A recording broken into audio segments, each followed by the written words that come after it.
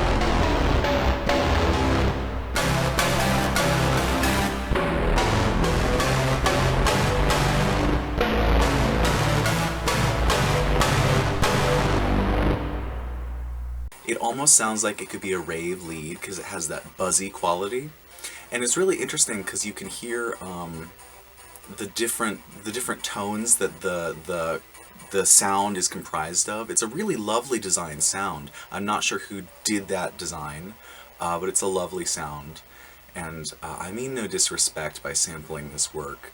This is for educational purposes. As you can hear, it can get quite cinematic too, especially in the lower register. It has this very gritty kind of thing. And this just goes to show the flexibility of these kind of samplers, because you can do all kinds of things with them. And it brings out such different timbre qualities as you move up in the octave or down in the octave, because it will play it faster or slower as well. That's how this basic sampling works. So here, based on that idea of like a rave lead, I have stuck this into Reaper, composed a little beat, and then ran MIDI from Reaper back into my QR10, and then recorded it back into Reaper. So there's a lot of back and forth here, but that's called using hardware to make music.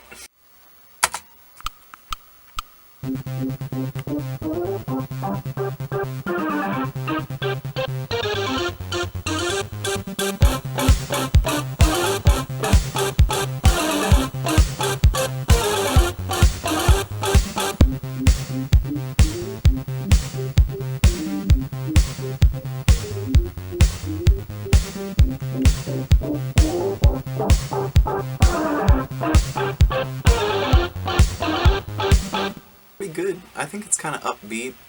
I'm using it basically as like an orchestral stab there. That's about it for this episode. I am really, really interested and invested in getting this YouTube channel back up off the ground and producing more content regularly, both because I would love to be able to supplement my income with Patreon more effectively. Currently I'm making $12 a video, and that's pretty darn great for now, but I could be making more. So I'll work on that by getting more great content up. I really enjoy doing these kind of sampling videos, so I think I will make that a series, just a whole sampling series where I make tracks just using sampling capabilities of my hardware. Thank you again for tuning in. Like and subscribe if you haven't already, and I will see you on the next episode of Retro Recording.